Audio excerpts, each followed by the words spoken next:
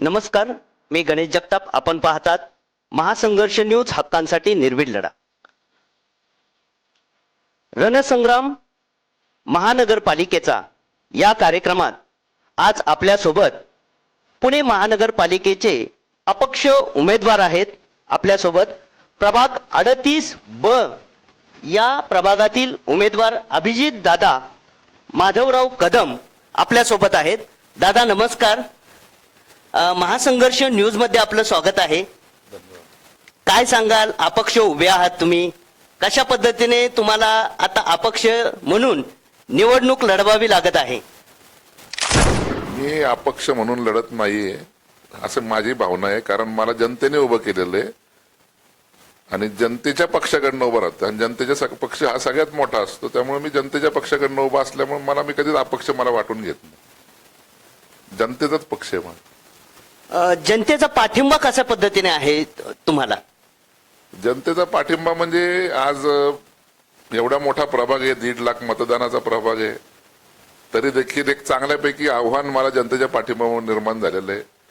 मी वास्तविक पाहता ज्या वेळेला तिकीट नाकारलं गेलं मला, आता ती वेगळी स्टोरी, मी त्याच्याविषयी काही जाणार नाही त्या विषयात, परंतु मी थोडस विचार करत असताना जनताच माझ्या घरी जवळपास 400-500 लोक जमा झाले होते आणि त्यांनी मला थांबवलं की तू माघार घ्यायची नाही, फॉर्म माघार मला त्यांनी माघार घेऊन दिला नाही माघार मला, आणि ते म्हटले की असं समज की आम्ही सगळेजण निवडणूक लढवतोय. म्हणजे त्यामुळे मी म्हणतो की ही जनतेची निवडणूक आहे आणि जनता माझे पक्ष आहे. दादा, आपल्याबद्दल असाही प्रचार ऐकायला मिळतो की आपण कोणा एका उमेदवाराला पाडण्यासाठी उभे राहिलेला आहात आणि त्याच्यासाठी तुम्हाला काही पाठिंबा दिला जात आहे असं देखील चित्र पाहायला मिळत आहे किंवा ऐकायला मिळत आहे. काय सांगाल त्याबद्दल? मला तर पहिली गोष्ट तुम्ही सांगताय ते आत्ताच कळतंय असं काही माझ्याबद्दल बोललं जातंय. आणि मला जर जनता माझा पक्ष आहे आणि जनता माझ्या पाठीशी आहे तर मी कुणाला पाडायला कशाला, मला जिंकून यायचं म्हणून मी लढतोय. आणि हे सर्वांना दिसेल 16 तारखेच्या निकालामध्ये जनता कशा पद्धतीने माझ्या पाठीशी उभी आहे आणि कोण कुणाला पाडायला उभं राहिलेलं आहे. हे मला त्याच्याविषयी काही बोलायचं नाहीये, परंतु मी जिंकून येण्यासाठी उभं राहिलेलो आहे. यापूर्वी आपण नगरसेवक म्हणून काम केलेलं आहे, जनतेसाठी तुम्ही नगरसेवक झालेला होता. काय सांगाल, आता पुन्हा संधी मिळालेली आहे अपक्ष म्हणून, मग त्याचा काय तुम्हाला कसा रिस्पॉन्स वाटतोय जनतेमधून? जसं मी अपक्ष म्हणून माझा फॉर्म ठेवलेला आहे तेव्हापासून ज्या पद्धतीने नागरिकांचा प्रतिसाद मला मिळत आहे, दिवसेंदिवस माझ्याकडे नागरिक स्वतःहून येत आहेत, अप्रोच होत आहेत की पक्षाची भूमिका चुकलेली आहे, स्थानिक नेत्यांनी तुझ्यावर अन्याय केलेला आहे. पक्षाच्या मानणारा सुद्धा बराचसा गट आज मला येऊन भेटतोय की अतिशय चुकीच्या पद्धतीने तिकिटाचं वाटप झालेलं आहे आणि तू पात्र असताना देखील तुझ्यावर अन्याय झालेला आहे. त्यामुळे मला सहानुभूती देखील पक्षाच्या काही लोकांकडनं देखील मिळते आणि पक्षाची काही लोक जी ज्येष्ठ आहेत, जे लॉयल आहेत पक्षाची कायम, त्यांना हे कळतंय की हे सगळं काहीतरी चुकीच्या पद्धतीने झालेलं आहे आणि स्थानिक नेतृत्वाने जे काही हे निर्णय घेतलेले आहेत, मला काही कोणाविषयी बोलायचं नाही, परंतु ते चुकीचे घेतले गेलेले आहेत.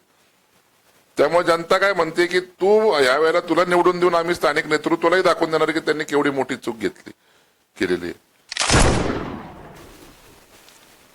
दादा, आपल्याला जर जनतेने निवडून दिलं आणि नगरसेवक म्हणून पुणे महानगरपालिकेवर पाठवलं तर आपलं व्हिजन काय असेल जनतेच्या विकास कामाचं?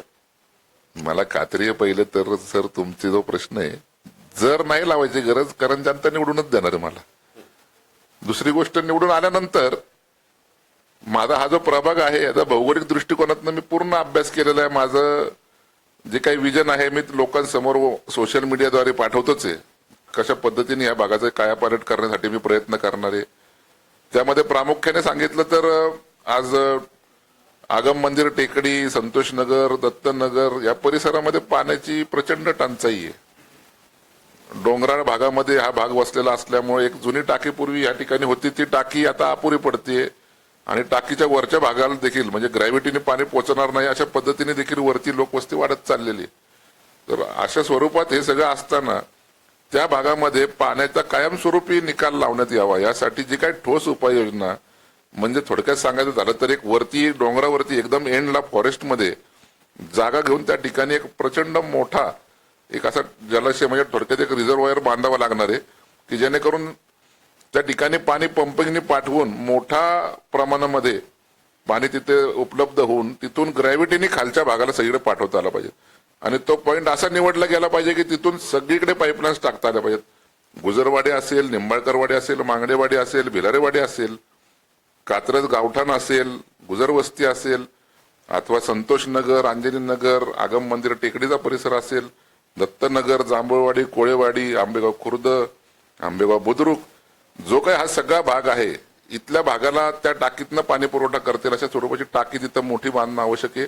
आणि निश्चितच मी त्यासाठी प्रयत्न करणार. मला माहिती आहे की भगवंताच्या कृपेने मला त्यात यश येईल. चांगल्यापैकी निधी उपलब्ध करेल आणि त्या ठिकाणी ती टाकी लवकरात लवकर कशी उभी राहील, जेणेकरून माझ्या या भागातल्या ज्या काही माता भगिनी आहेत ज्यांना रोज या पाणी टंचाईमुळे त्रास होते, दैनंदिन जीवन त्यांचं सगळं विस्कळीत होते, रात्री बेरात्री पाणी येते, हे सगळं थांबलं पाहिजे.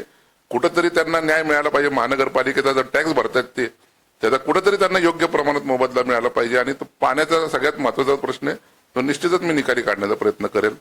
या व्यतिरिक्त माझ्याच वॉर्डामध्ये नवीन भागामध्ये या ठिकाणी 15 आणि 16 नंबर आहे आंबेगावचा, त्या ठिकाणी सिंहगड कॅम्पसचा एरिया आहे, दाभाडीचा एरिया आहे, तिथं देखील प्रचंड मोठ्या प्रमाणात लोकवस्ती वाढली. अतिशय सुंदर अशा सोसायट्या झालेल्या आहेत.